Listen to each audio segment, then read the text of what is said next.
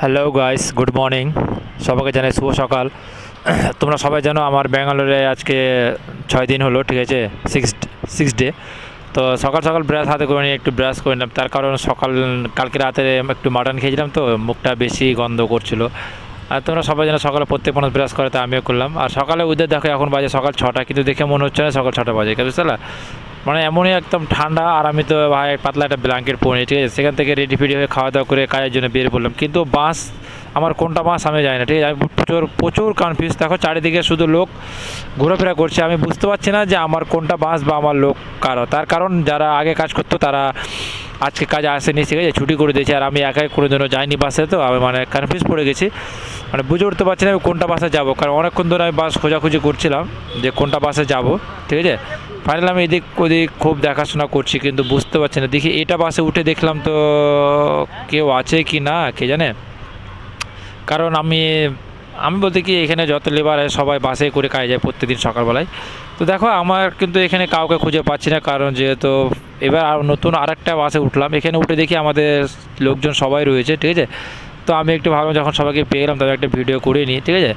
আর হঠাৎ করে গাড়ি মানে ছেড়ে দিল, তো আমি বুঝতে পারিনি গাড়ি ছাড়ার সময়টা, ঠিক আছে। তবে দেখো গাড়ি ছেড়েছে আর আমরা অনেকক্ষণ ধরে বাসে বসে আছি, কিন্তু এই বাসের মধ্যে একজন দুজন নেই, প্রায় 60 থেকে 70 জন লোক হবে, ঠিক আছে। 60 থেকে 70 জন লোক এই বাসের মধ্যে রয়েছে, কারণ তোমরা দেখে বুঝতে পারছো পিছনে কতজন লোক রয়েছে।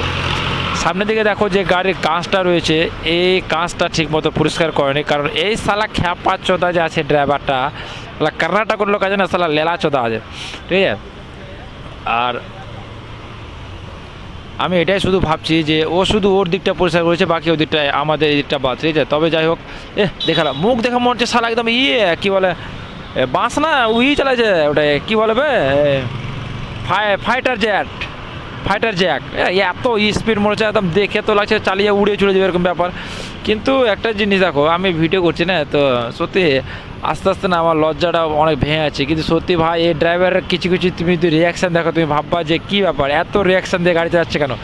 সেটা বড় কথা না, মেন কথা হলো ড্রাইভারটার হাইট একটু বেশি উঁচা, ঠিক আছে। আর তার গাড়ির যে সিটটা রয়েছে সিটটা কিন্তু একটু মানে হাইট আছে, আর সে মানে দেখতে পায় না, তো তার জন্য মানে পুরো ঝুঁকে একদম গাড়ি চালাচ্ছে, ঠিক আছে, পুরো ঝুঁকে। হ্যাঁ, কিন্তু সবথেকে বড় কথা দেখো, আমি ভিডিও করতে করতে আমি একটা জিনিস ধ্যান দিই, তার কারণ দেখো গাড়ির সামনে রয়েছে আমাদের গণপতি বাপ্পা মরিয়া, ওর জন্য সবাই লাইক করে দিই।